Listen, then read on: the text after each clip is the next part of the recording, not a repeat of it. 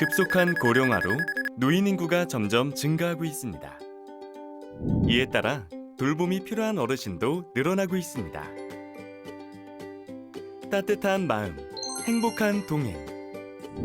2020년 어르신 돌봄 서비스가 맞춤형 돌봄으로 보다 든든하게 찾아옵니다. 노인 맞춤 돌봄 서비스로 무엇이 달라질까요? 하나, 맞춤형 돌봄. 노인 맞춤 돌봄 서비스는 가까운 기관에서 어르신 댁을 방문하는 방문형 프로그램과 어르신을 가까운 기관으로 모셔 프로그램을 제공하는 참여형 프로그램. 서비스 상담을 통해 어르신의 욕구를 파악한 후 전문가들이 서비스를 계획하여 어르신에게 보다 나은 맞춤 서비스를 제공합니다. 둘, 든든한 돌봄. 지금보다 더 많은 어르신에게로 돌봄이 확대됩니다. 촘촘하고 든든한 노인 맞춤 돌봄 서비스를 위해 생활지원사가 함께합니다. 생활지원사의 역할은 무엇일까요? 정기적인 전화통화로 안부를 묻고 직접 방문을 통해 안전을 확인합니다. 어르신이 건강하고 독립적인 생활을 하실 수 있도록 영양, 보건 건강정보, 인지저하 예방 등의 생활교육을 통해 어르신의 노후를 보다 편안하게 지내실 수 있도록 지원해드립니다. 혼자 생활하기 어려운 어르신의 외출을 도와드릴 수 있고 혹은 어르신을 가까운 기관으로 모셔 건강운동 등의 프로그램을 제공합니다. 이 외에도 장보기, 가사지원 등 일상생활을 도와드립니다. 노인 맞춤 돌봄 서비스 덕분에 어르신은 더 행복합니다. 안녕하세요. 노인 맞춤 돌봄 서비스 상반기 성과대회 진행을 맡게 된 김일주입니다. 반갑습니다. 자, 노인 맞춤 돌봄 서비스가 어떤 서비스인지 시작하기 앞서 영상을 통해서 확인해 봤는데요. 정말 어르신들을 위해서 밤낮으로 고생하시는 많은 분들께 감사의 말씀과 또 응원의 메시지도 전달해 드리고 싶습니다. 함께 지켜보고 계시죠? 고맙습니다. 자, 오늘 이 자리는요. 노인 맞춤 돌봄 서비스가 상반기 동안 어떻게 또 추진되고 진행돼 왔는지, 현장에서의 애로사항은 무엇이었는지 이런 것들을 파악하고 또 개선될 점은 무엇인지까지 얘기를 한번 나눠보도록 하겠습니다. 먼저 상반기가 지났기 때문에 또 우수 프로그램 시상식까지도 함께 공유를 하도록 하겠습니다. 자, 가장 먼저 노인 맞춤 돌봄 서비스 우수 프로그램 시상식을 진행하도록 하겠습니다. 전국 수행기관에서요, 총 84개의 출품작을 보내주셨습니다. 수도권에서 29개, 강원권에서 6개, 그리고 충청권에서 20개, 경상권에서는 19개, 전라권에서 9개, 제주권에서는 1개의 작품을 출품해 주셨는데요. 이 가운데서 10개의 수상작을 추렸습니다. 먼저 장려상입니다. 장려상. 경북 경산시 재가노인 지원 서비스 센터의 어르신 마음의 봄, 인생 찍고 마음 담고 사진을 찍으며 추억을 회상하고 함께 나누며 사회관계 회복을 통해 우울감을 감소시키는 프로그램입니다. 수상을 축하드립니다. 경북 경산시 재가노인 지원 서비스 센터의 경산 어르신께 생활안전교육을 배달합니다. 어르신 생활공간으로 지역사회의 전문가가 직접 찾아서 소통하는 친절한 생활교육 프로그램입니다. 수상을 축하드립니다. 대구 수성구 홀트 대구 종합사회복지관의 스마트 징검다리. 디지털 소외 현상을 느끼는 취약 어르신들의 사회 적응력 향상 및 사회관계망 활성화 지원 사업입니다. 수상을 축하드립니다.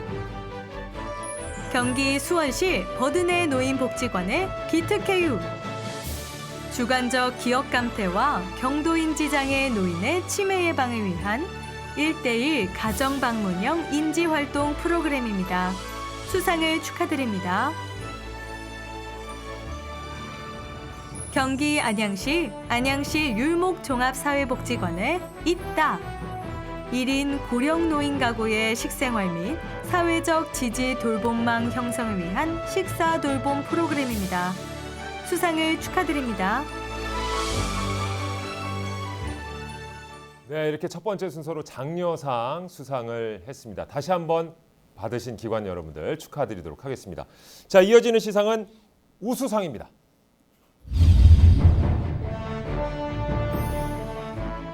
부산광역시 독거노인 종합지원센터의 사랑의 묘약, 독거노인의 사회적 고립 해소를 위한 우리 동네 약국 결연 사업입니다. 수상을 축하드립니다.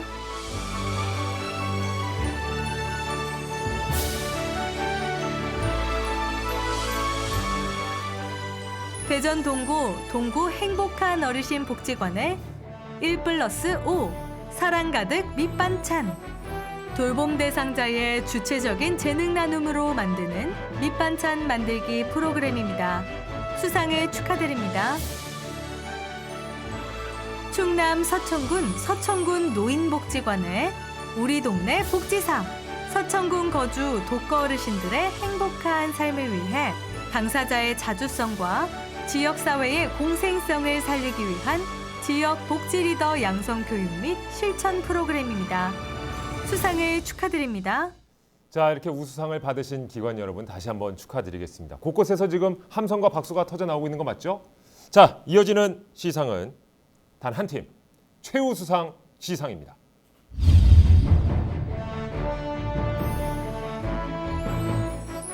서울 강남구 노인통합지원센터의 위드미 케어. 어르신들의 신체 건강 강화 및 유지를 위한 예방적 건강 교육 프로그램입니다. 수상을 축하드립니다. 네, 최우수상 수상을 다시 한번 축하드리겠습니다. 이제 마지막 순서입니다. 대망의 대상 시상이 있겠습니다.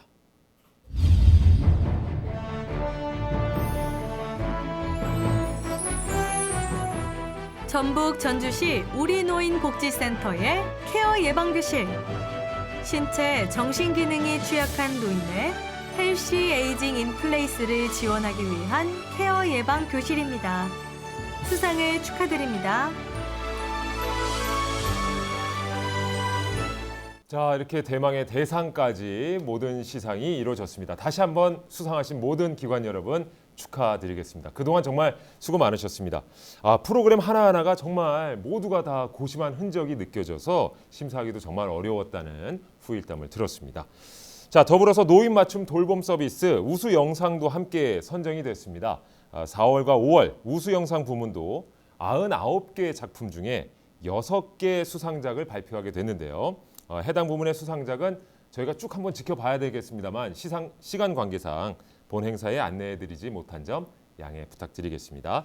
수상한 6개 작품은 유튜브 채널을 통해서 함께 또 확인해 보실 수 있으니까요. 꼭 한번 들어와 보시길 바라겠습니다. 자, 정말 수상하신 기관분들도 계시고 수상하지 못한 분들도 계시겠지만 모두 정말 고생 많으셨다는 점 다시 한번 말씀드리겠습니다. 자, 오늘 시작하면서 영상으로 함께 보시긴 했지만요. 많은 분들이 정확히 이제 노인 맞춤 돌봄 서비스가 무엇인지에 대해서 궁금해하신 분들이 계실 것 같아요. 그 궁금증을 풀어드리기 위해서 벌써 제 옆자리에는 각계의 전문가 또 담당자분들이 나와 계십니다. 바로 소개해드리도록 하겠습니다. 먼저 중앙에서 노인 돌봄 정책을 총괄하고 기획하시는 보건복지부 노인정책과 양동교 과장님 자리해 주셨습니다. 어서 오세요. 네, 안녕하십니까. 예, 반갑습니다. 자, 그리고 학계 전문가이신 백석대학교 사회복지학과 서동민 교수님 자리해 주셨습니다. 어서 오세요. 반갑습니다. 네, 교수님 반갑습니다. 자, 현장에서 실무의 관점에서 중앙의 정책 추진을 지원하는 독거노인 종합지원센터의 김현미 센터장님. 안녕하세요. 네, 안녕하십니까. 예. 자, 이렇게 세 분 모시고 저희가 얘기를 나눠보도록 하겠습니다. 자, 본격적으로 이제 이야기를 시작하기에 앞서서요. 먼저 노인 맞춤 돌봄 서비스 어떤 사업인지 우리 과장님께서 간략하게 좀 소개해 주시죠. 예, 노인 맞춤 돌봄 서비스는 혼자서는 일상생활을 하기 어려운 어르신들에게 꼭 필요한 서비스를 제공해서 안정적인 노후 생활을 보장하기 위한 사업입니다. 예. 특히 장기 요양 등급 판정 이전 단계에서 어려움을 겪고 계시는 어르신들께서 기본적인 생활을 하는데 필요한 건강 상태를 유지하고 또 한편으로는 악화되는 것을 방지함으로써 건강한 노후 생활을 지원하는 사업이라고 할 수 있겠습니다. 네. 딱 듣는 순간에도 정말 필요한 정책이다 생각이 드는데요. 어떻게 또 어떤 계기로 이런 정책을 시작하게 됐는지도 궁금해지는데요. 예, 다 잘 아시겠지만 지금 우리 사회는 급격한 고령화 사회입니다. 얼마 안 가서는 우리 국민 전체 4명 중에 1명이 노인 인구에 포함되는 초고령 사회에 진입할 텐데요. 예. 이에 따라서 지속 가능한 노인 돌봄 체계를 구축할 필요가 있고 이를 위한 2가지 과제가 놓여 있다고 봤습니다. 첫째는 현재보다 훨씬 많은 어르신들을 보살펴서 돌봄의 사각지대에 있는 분들이 안 계셔야 된다는 것. 그리고 둘째는 돌봄의 예방적 효과를 높여서 장기 요양 같은 고비용 돌봄으로의 진입을 예방할 필요가 있었습니다. 네. 그러나 지금까지 있었던 여러 가지 사업들이 추진되어 왔지만 그리고 각 사업별로는 열심히 어르신들을 돌보고 보살펴 드렸지만은 사업별로 서로 칸막이가 있었고 또 분절적으로 수행됨으로써 다소 비효율적으로 운영됐다고 할 수 있었습니다. 예. 즉 어르신들의 입장에서는 꼭 필요한 서비스가 제공되지 않기도 하고 어떤 경우에는 필요 이상의 서비스가 한정된 어르신들에게 제공되는 등의 문제가 나타났습니다. 이에 따라서 기존의 6개 노인 돌봄 관련 사업들을 통합해서 하나의 단일한 전달 체계와 효율적인 운영을 위해서 노인 맞춤 돌봄 서비스로 통합한 것이고요. 예. 이 사업들을 통해서 어르신들의 필요에 따른 서비스를 제공함으로써 아까 말씀드린 대로 장기 요양 서비스로의 진입을 예방하고 또 늦추는 그런 목적하에 시작하게 됐습니다. 그렇군요.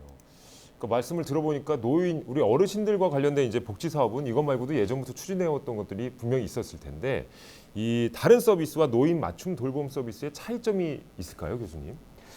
네, 노인 장기요양 보험에서 제공하는 노인 요양 시설이나 방문 요양 등 장기요양 서비스는 아마 다들 잘 알고 계실 겁니다. 예. 예, 노인 맞춤 돌봄 서비스는 어르신들이 이런 장기요양 상태로 진입하기 전에 예방적 서비스를 제공하는 역할을 담당하고 있습니다. 이때 중요한 것이 이 셀프 케어라고 하는 관점인데요. 셀프케어요. 다른 말로 하면 자기 관리가 되겠습니다. 네. 노인에게 어떤 획일적인 서비스를 제공해 드린 것이 아니라 어르신이 현재 하고 있는 것, 또 어르신이 할 수 있는 것, 이런 것들을 발견해서 어르신의 어떤 잔존 능력 이런 것들을 최대한 유지하고 또 건강한 노후를 누릴 수 있도록 맞춤형 돌봄 서비스를 제공해 드린다는 것이 이 사업의 제도의 가장 큰 차이점이라고 할 수 있겠습니다.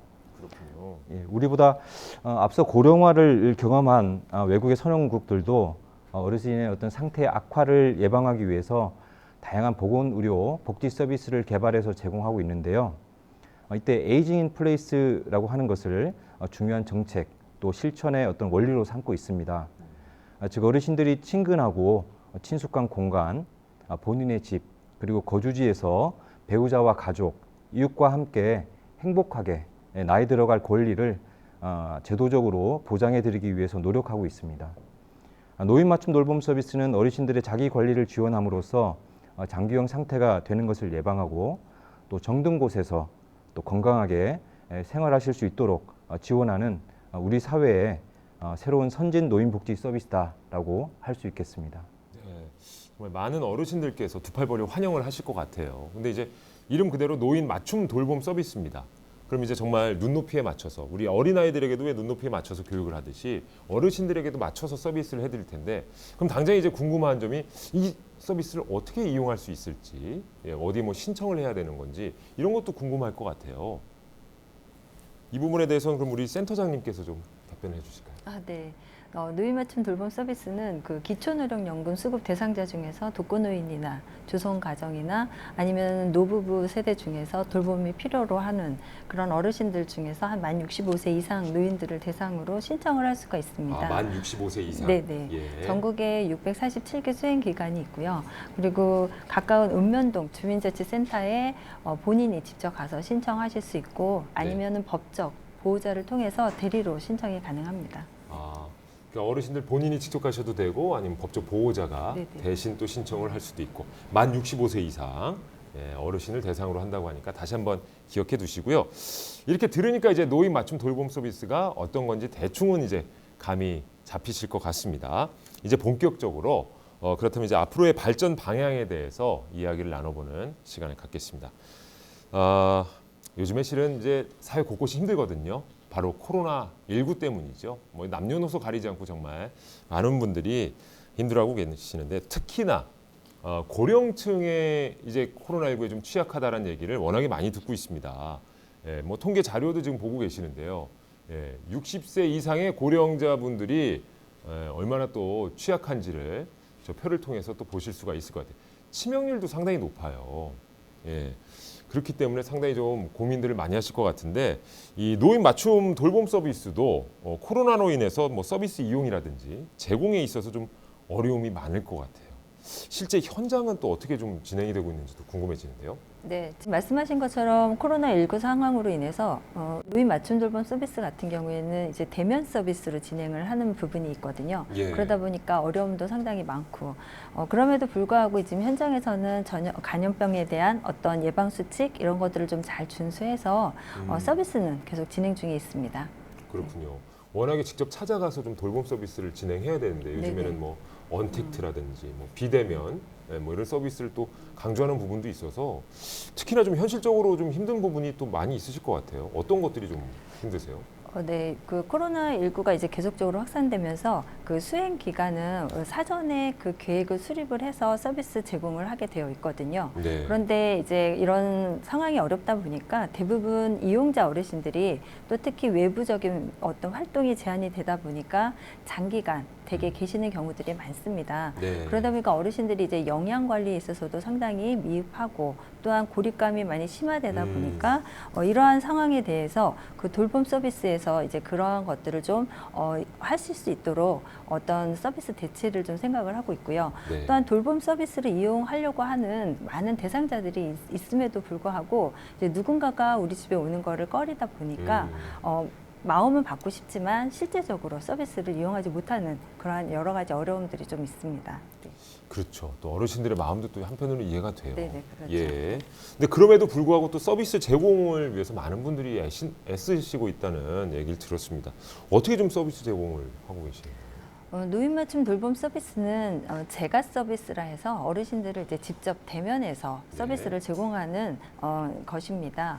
그러다 보니까 이제 코로나로 인해서 이렇게 직접 대면이 많이 어려움이 있습니다. 그래서 생활 방역이나 사회적 방역 뭐 이런 것들을 이제 이야기하면서 어르신들을 만날 때는 그 철저하게 어떤 감염병 예방 수칙을 준수해서 어르신들을 만나고 예. 또한 어르신 댁을 찾아갔을 때는 어르신한테 어떻게 방역을 할지 어떻게 가정에 살균 소독을 할지 이런 것들을 정보 제공을 통해서 어르신들께 알려드리고 또 함께 어르신 댁을 방역을 하는 이런 것들도 같이 하고 있습니다. 그리고 조금 전에도 말씀드린 것처럼 어르신들이 이제 식사 관리나 영양 관리에 좀 미흡하다 보니까 이런 영양 관리를 위해서 지자체 그리고 기업의 후원을 좀 받아서 식료품 키트, 도시락 이런 것들을 생활지원사를 통해서 전달을 하고 있습니다. 네. 특히 이제 혼자 고립되다 보니까 어르신들한테 이제 어떤 고립감 방지를 위해서 마음 방역이라는 그런 서비스를 또 마음 방역. 네네. 그래서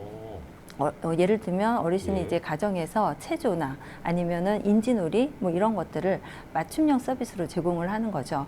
그래서 마음이 우울하지 않게 하고 또한 자살이나 여러 가지 그런 어떤 정신적인 그런 피폐에서 벗어날 수 있게끔 마음 방역을 하는 겁니다. 네. 더불어 중앙의 독거노인 종합지원센터에서는 이런 많은 기업들을 좀 연결을 해서 마스크 아니면 소독제, 방역 물품, 식료품, 생활용품들을 지원을 하고 있고요. 이런 것들은 이제 현장에서도 또 많이 노력을 하고 계십니다. 그래서 정부, 그다음에 기업 이런 공동 어떤 대응을 통해서 서비스가 이용자들에게 적절하게 제공될 수 있도록 현장에서 많이 노력들을 하고 있습니다. 네. 예, 야, 단순히 그냥 맞춤 돌봄 서비스가 뭐 말만 그런 게 아니라 정말 하나하나 세분화해서 우리 어르신들을 위해서 이렇게 복지 서비스를 해주시고 계시는 것 같아요. 정말 대단하네요. 네. 어떻게 보면 코로나19가 어르신들뿐만 아니라 우리 서비스를 해줘야 되는 분들에게도 어려운 부분일 텐데 그런 것까지 다 감안하고 철저한 또 방역 아래 서비스를 시행하고 있다고 하니까 다시 한번 좀 존경스럽다는 말씀까지 드리고 싶은데, 근데 이제 코로나도 문제지만요. 이제 벌써 이제 7월 아니겠습니까? 초복도 지났고 이 뜨거운 무더위도 어떻게 보면 우리 어르신들에게는 참 힘든 계절일 것 같아요. 이 코로나19 때문에 어르신들이 이제 모여서 더위를 피할 수 있는 뭐 경로당이라든지 무더위 쉼터도 폐쇄가 됐다고 하니까 실은 더위를 좀 식힐 수 있는 공간이 있어야 되는데 그러지 못한 것 같아서 좀 어떻게 보면 더 무더위가 힘드시지 않을까. 저렇게 좀 시설이 폐쇄된 곳들이 좀 많이 있어요. 그러니까 단체로 또 모이면 안 되기 때문에. 근데 또 예전에는 정말 뭐 이렇게 마을에 시원한 뭐 나무 그늘이나 이런 데 앉아서 쉬면 되는데 요새는 또 그런 공간이 마땅치도 않거든요. 아니면 은행을 많이 찾아갔죠, 예전에는. 근데 요새 이제 은행도 잘 안 가시고. 그러니까 어쨌든 참 이런 무더위 때문에 어르신들 걱정이 또 앞서기도 하는데 이게 노인 돌봄 서비스 종사자분들도 마찬가지잖아요. 뜨거운 야외라든지 또 현장에 또 방문을 하셔야 되니까 이것도 많이 힘드실 것 같은데 이런 무더위 속에서는 또 어떻게 진행이 되고 있나요? 조금 전에 사회자님이 말씀하신 것처럼 그 노인분들이 그 어떤 그 무더위에 심혈관 질환이나 아니면 노인성 질환에 상당히 취약한 부분들이 많습니다. 그렇기 때문에 예전에는 복지관이나 경로당 등을 통해서 어떤 무더위 쉼터를 이용을 하실 수가 있었는데 요즘에는 이제 그러한 어떤 시설들이 폐쇄되다 보니까 어르신 댁에서 이제 고립되어 있는 경우들이 상당히 많습니다.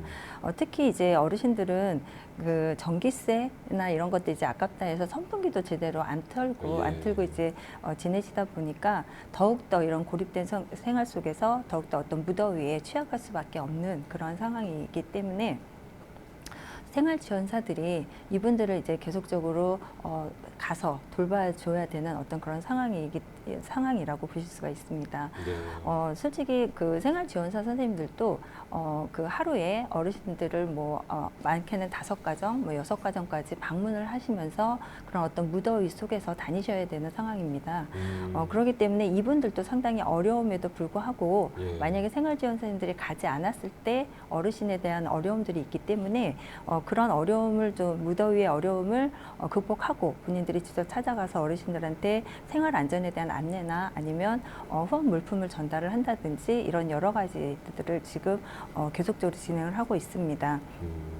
어떻게 보면 지금 노인 맞춤 돌봄 서비스가 현장에서 그나마 좀 진행이 되고 있는 거는 이런 전담 사회복지사 선생님들 그리고 생활지원사 선생님들의 노력 덕분에 그나마 고립된 어르신들이 사회적 지지망이 좀 생기게 되었고 또한 그분들이 이제 힘을 얻어서 살아가는 하나의 어떤 버팀목이 되지 않았나라는 생각이 듭니다. 네. 그렇군요.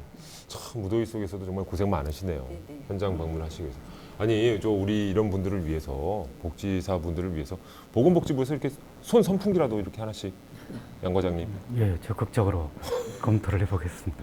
또 그런 부분 또 이렇게 쉽게 말씀해 주실 수 없으니까 어쨌든 저도 그냥 답답한 마음에 한번 여쭤는 봤습니다만은 어쨌든 정말 이렇게 열악한 상황에서 그래도 한편으로는 또 훈훈한 미담 사례도 있다고 들었습니다. 이게 어떤 이야기인가요? 네, 최근에 경북 안동에서 이제 어르신이 밭일을 하시다가 온열 질환으로 쓰러지신 경우가 있었습니다. 네네. 쉽게 말해 뭐 일사병 이런 건가요? 네네, 그렇죠. 네. 그런데 이제 생활지원 선생님이 어르신 댁을 방문했는데 어르신이 댁에 계시지 않아서 밭에 나가봤더니 거기 이제 쓰러져서 이제 우리 생활지원 선생님이 그 응급 처치를 이제 계속적으로 기간으로부터 배웠거든요. 처치 방법을. 그래서 그걸 가지고 어르신을 응급을 처치하고 119를 불러서 생명을 살린 그런 사례입니다. 그래서 이것이 이제 그 지역의 언론에도 이제 소개가 되었던 바인데요. 이렇게 노인 맞춤 돌봄 서비스에 어떤 효과적인 진행을 위해서 생활지원 선생님들이나 아니면 전담 사회복지 선생님들의 계속적인 역할이 요구되어지고 있는 상황입니다. 네. 맞네요. 그렇게 주기적으로 방문하지 않았더라면 생활 그렇죠. 지원사분들이 네네. 그렇죠? 그럼 그 어르신 또 혹이라도 또 위험한 상황에 처할 수도 있었던 네네. 아찔했던 정말 순간인데 야 덕분에 그래도 네네. 정말 미담 사례네요. 대단합니다. 자 그러고 보니까 뭐 아직 사업이 첫 발을 내디딘 지 얼마 되지도 않았는데 뭐 코로나 또 이제 폭염도 겹치고 있고요. 이런저런 또 애로사항이 많아서 우리 과장님도 고민이 많으시겠어요. 예, 맞습니다. 네. 특히 코로나19가 언제 종식될지 모르는 그런 상황으로 장기화되고 있어서 걱정이 많았는데요. 네. 그럼에도 불구하고 전국에 647개 수행기관과 지자체가 서로 머리를 맞대서 서비스가 꼭 필요한 분들을 찾아 나서고 또 홍보를 하고 또 사회 참여와 생활교육, 자원 연계 영역까지 고군분투하셨다고 들었습니다. 네. 그래서 이런 것들을 보면서 이게 우리가 시작했던 노인 맞춤 돌봄 서비스의 역할이구나 이런 생각을 하면서 더욱 희망을 갖게 됐습니다. 그렇군요. 이렇게 우리 여러분의 말씀을 들을 때마다 더욱더 궁금해져요. 현장에서 정말 얼마나 수고가 많으실까. 그래서 저희가 생생한 현장의 이야기를 담아봤습니다. 영상으로 만나보시죠.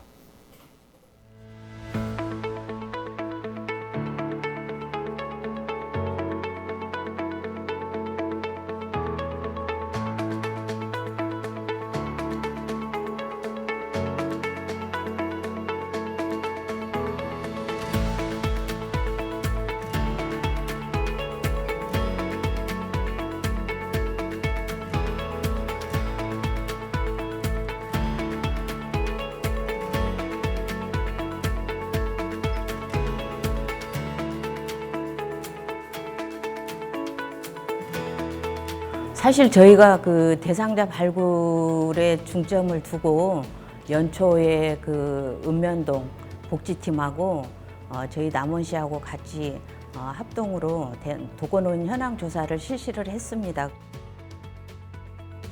세계 수행기관하고 저희 남원시하고 같이 간담회도 수시로 진행을 했고요. 사회복지사 선생님들한테 역량 강화 교육도 실시를 했고 행정적인 뒷받침을 해줄 수 있는 모든 사항은 항상 열어놓고 수행기관하고 같이 진행을 했습니다.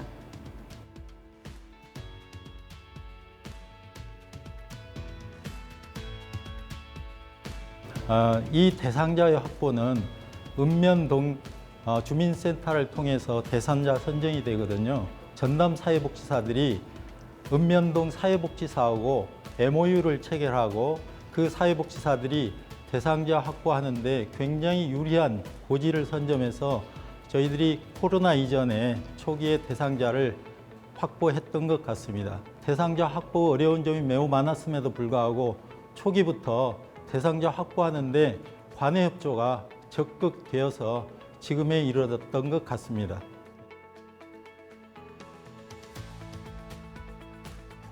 네, 코로나 바이러스 때문에 사실 어르신들이 집 밖으로 못 나오시고 또 이웃 간의 왕래가 끊긴 상황에서 이런 상황에서 취약 노인들의 돌봄 서비스가 더욱 절실히 필요하다는 것이 우리 사실 기관장님들의 공통된 생각입니다. 그래서 이에 우리 복지관에서는 노인 맞춤 돌봄 서비스 팀장을 자체 운영비로 별도 채용하여 이 서비스가 지역사회에 원활하게 지원될 수 있도록 사실 노력해 왔습니다. 네. 치매 예방을 위해서 인지기능 향상 프로그램, 그다음에 우울증 해소를 위해서 콩나물이나 버섯 키우기 프로그램, 그다음에 주거 환경 개선 사업으로 취약 가구의 대청소, 도배, 장판 제공 등 다양한 프로그램 등을 통해서 내실화를 기하려고 우리 지역의 수행 기관들은 역량을 이렇게 집중시키고 있습니다.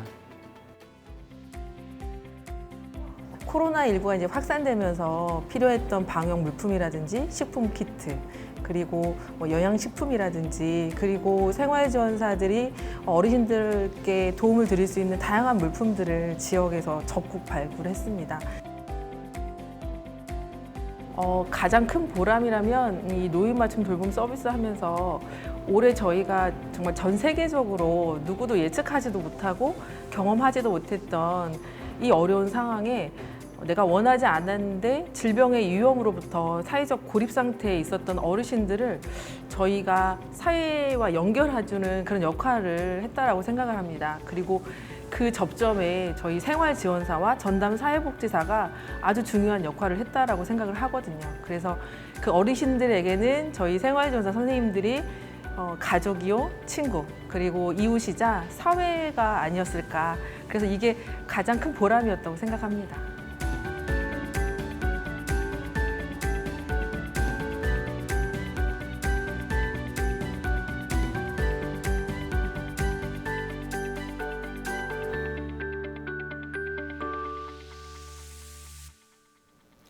네, 현장에서 고생하시는 분들의 생생한 목소리를 잘 들어봤습니다. 더욱더 뭐랄까 좀 힘이 나는 것은요. 이렇게 말씀하시는 분들의 표정에 생기가 넘치신다는 거예요. 예, 그분들이 어쨌든 또 일일이 이렇게 찾아뵙고 어르신들에게 또 다른 활력을 불어넣어줄 수 있다는 생각에 더욱더 기분이 참 뿌듯해지는 것 같은데 많은 분들의 노고가 정말 만들어낸 결과물이 아닐까 싶습니다. 과장님은 어떻게 보셨어요? 예, 그 노인 맞춤 돌봄 서비스의 성공의 핵심이 지자체와 수행기관 간의 긴밀한 협력체계 구축에 있다라는 걸 느꼈습니다. 네. 조금 전 영상에서 소개됐던 남원시의 경우가 잘 드러났는데요. 이러한 그 지자체와 수행기관 간의 협력체계를 긴밀하게 구축을 해서 신규 대상자 발굴이 잘 이루어졌고 또 수행기관에서는 다양한 프로그램들을 개발, 제공하는 등 서비스가 매실 있게 운영되었던 대표적인 수범 사례라고 할 수 있겠는데요. 다른 지역에서도 이러한 남원시의 사례를 참고해서 사업 운영에 좀 도움이 되기를 바라고요. 사실 남원시뿐만이 아니라 서울 용산구 같은 여러 지자체에서도 열정적인 지자체 또 수행기관에 담당하시는 분들의 노력으로 사업을 성공적으로 수행하고 있다고 들었습니다. 네. 이 자리를 들어서 감사 말씀을 드리고 싶습니다. 네, 맞습니다. 자, 이렇게 노인 맞춤 돌봄 서비스가 지금까지 어떻게 또 시행되어 왔는지 많은 분들의 노고가 또 어떻게 이루어지고 있는지를 살펴봤는데요. 지금부터는 어떤 방향으로 발전을 또 해 나가야 될지 또 이제 뒤돌아보고 앞으로 나아가는 방향을 또 한번 모색해 봐야 될 것 같은데 먼저 정책적인 방향은 어떤지 과장님께서 좀 답변해 주시죠. 예, 장기 요양 서비스 사업을 제외하고는 국비가 대규모로 투입되는 전국 단위의 노인 돌봄 사업은 노인 맞춤 돌봄 서비스 사업이 거의 유일하다고 볼 수 있습니다. 아까 말씀드렸듯이 노인 맞춤 돌봄 서비스가 성공적으로 정착하기 위해서는 단순한 안부 확인이나 가사 지원 차원을 넘어서서 노인들의 사회생활 그리고 일상생활을 지원을 아우르는 예방적인 돌봄 서비스 체계 구축에 있다고 볼 수 있습니다. 네. 저희 보건복지부는 ICT 기반의 돌봄 서비스인 응급안전안심 서비스가 있는데요. 이런 부분들도 통합해서 또 코로나 상황을 고려해서 비대면 형태의 돌봄 서비스도 도입하는 등 서비스 프로그램을 다양화해 나갈 것이고요. 네. 또 전국에서 수행하고 계시는 생활지원사나 전담 사회복지사 분들을 위한 직무 교육도 더 강화해 나갈 예정이 있습니다. 네. 또 한편 커뮤니티 케어 관점에서 방문 건강 관리나 또 만성질환 관리 시범 사업 등 다른 보건 서비스와의 연계도 적극 강화해 나갈 예정입니다. 또한 이런 노인 맞춤 돌봄 서비스는 저희 정부뿐만이 아니라 각 지방자치단체와 민간단체가 적극적으로 협력했을 때만이 성공할 수 있고 또 계속해서 발전할 수 있는 거라고 생각이 들고요. 그런 관점에서 저희들은 지자체 그리고 현장과 학계 전문가분들 의견 잘 듣고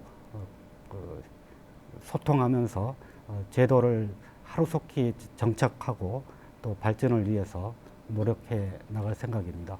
그렇군요. 그러기에 이런 자리가 더 중요한 것 같아요. 우리 저 현장에 우리 센터장님이 또 와 계시니까 노인 맞춤 돌봄 서비스 현장에서는 또 어떻게 바라보고 계시는지 센터장님도 한번 말씀해 주시죠.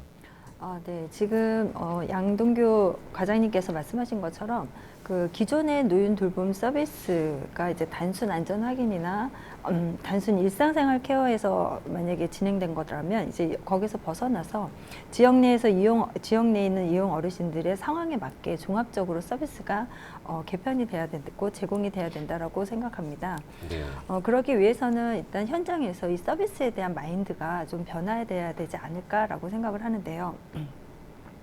먼저 기존의 서비스 제공 방식이 그 공급자 중심의 어떤 서비스 제공 방식이었다면 이제는 그 서비스 제공 방식이 서비스 이용자의 어떤 종합적인 상황을 고려한 서비스 이용자 중심의 어떤 그런 마인드로 변화되어야 되지 않을까라고 보고 있고요. 네. 또한 아까 그 서 교수님께서도 말씀하신 것처럼 그 어르신의 잔존 능력을 최대한 활용해서 그 자기 셀프 케어가 될 수 있도록 해서 그 어르신들께서 지역 내에서 스스로 자립적인 생활을 할 수 있도록 노인 맞춤 돌봄 서비스에서는 지원을 해야 된다라고 보고 있습니다.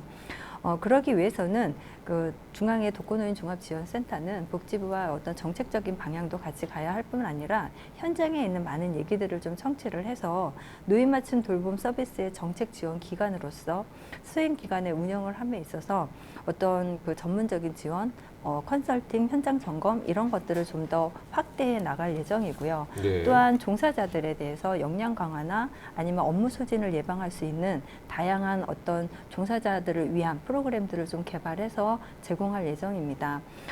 더불어 아까도 말씀드린 그 전통적인 서비스 방법에 대해서도 그 대면과 어떤 집단에 대한 어떤 제공 방식 이런 서비스뿐만 아니라 요즘에 이제 4차 산업으로 인해서 언택트 시대로 바뀌어가고 있거든요. 예. 여기에 발맞춰서 영상, ICT 등 다양한 어떤 기능을 활용한 이런 서비스 제공 방식에 대해서도 개발해서 더 많이 현장에 제공할 수 있도록 노력할 예정입니다. 네.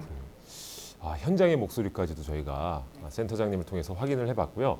이번엔 학계에서는 또 노인 복지 서비스 어떤 방향으로 나갈지 또 생각도 많으실 것 같은데요. 교수님께서 좀 말씀해 주시죠.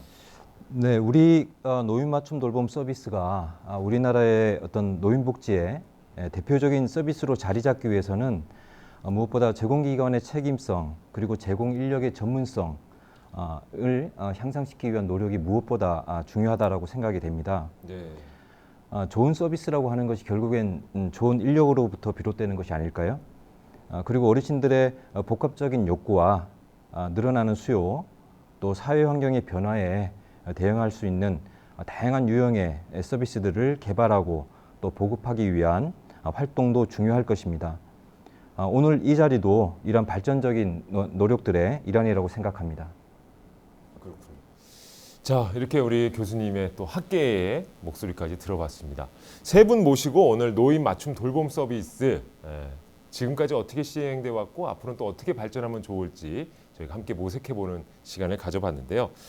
6개월간의 성과도 그렇고 또 앞으로의 방향까지 살펴보면서 개인적으로 드는 생각, 아마 보시는 모든 분들이 그럴 것 같습니다. 단순히 어르신들을 그냥 살펴야지라는 생각이 아니라 마음과 마음이 있는, 이게 그냥 일로 접근하면 정말 힘들 수 있거든요. 하지만 진심이 닿는 그런 맞춤 돌봄 서비스가 아닌가. 또 현장에서 일하시는 모든 분들의 정말 수고, 노고가 정말 대단하다는 생각이 다시 한번 들게 됩니다. 종사자 여러분들께 격려와 응원을 아낌없이 보내드리고 싶습니다.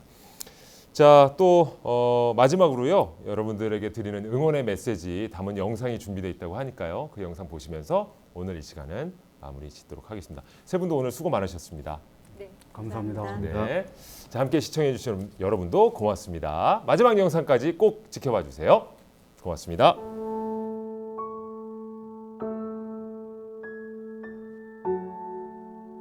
생활지원사 박혜자입니다. 이 일을 하게 된 계기가 조금이라도 행복을 내가 전해줄 수 있고 사랑을 전해줄 수 있으면 좋겠다.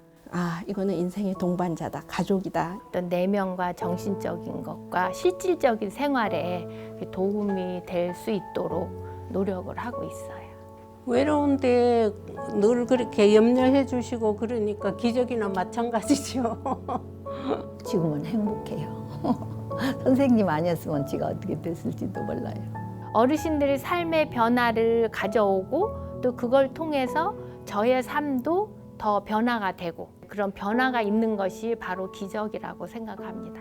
기적이란 같은 인생을 사는 거예요. 그냥 같이 이렇게 항시 같이 하고 싶어요. 너무너무 사랑합니다. 사랑합니다. 그리고 제 인생에 도움이 되어주시는 어르신 감사합니다.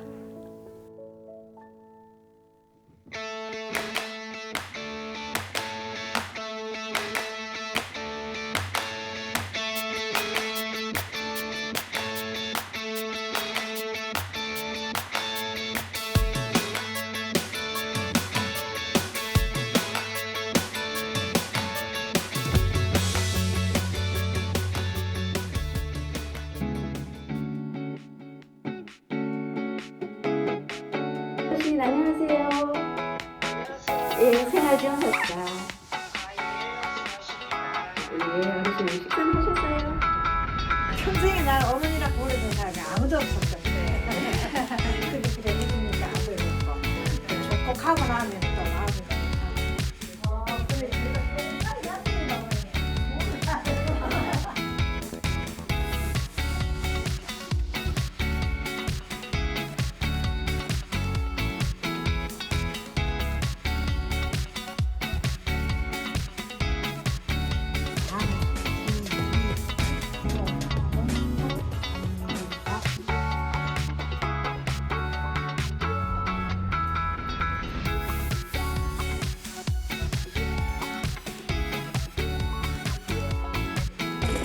기다려주시니까 즐거운 책임감이 있는 것 같아요.